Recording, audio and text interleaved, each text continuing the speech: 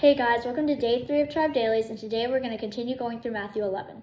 Our scripture today is in Matthew 11, verses 16 through 19, and we have 2 questions to go along with it. Our first question is, how does Jesus point out in this passage that people only see from the surface? How does the last sentence guide us on the way we should perceive others? The second question is, think about the phrase, wisdom is proved right by her actions. What does that mean for you? Again, our scripture is in Matthew 11, verses 16 through 19, and it says, "But to what shall I compare this generation? It is like children singing in the marketplaces and calling to their playmates. We played the flute for you, and you did not dance. We sang a dirge, and you did not mourn.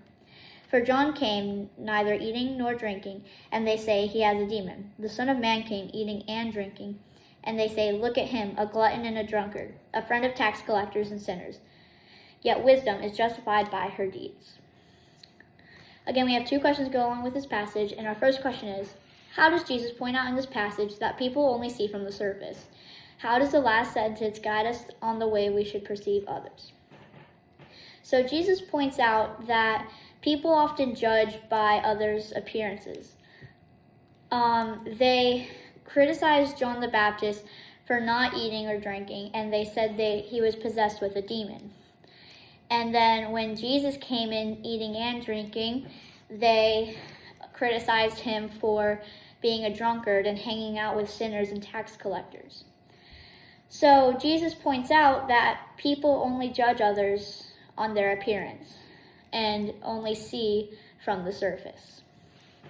The second part of the question says, how does the last sentence guide us on the way we should perceive others?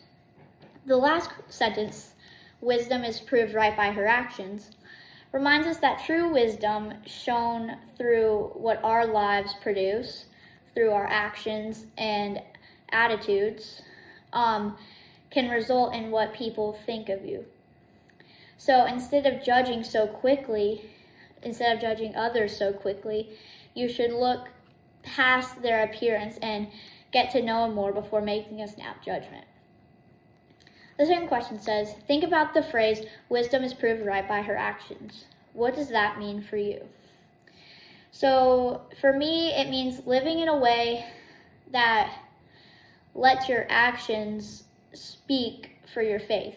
So no matter who criticizes you and no matter how many people misunderstand you and find a way to criticize you, you should stay strong in your faith and remember that Jesus' deeds will be proven right one day.